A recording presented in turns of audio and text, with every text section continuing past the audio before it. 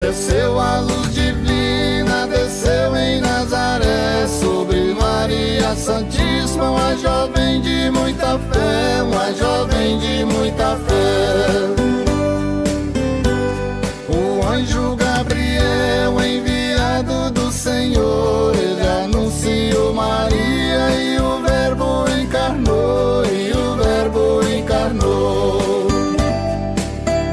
São José foi escolhido para ser seu guardião, para ser o pai adotivo do Rei da Salvação, do Rei da Salvação.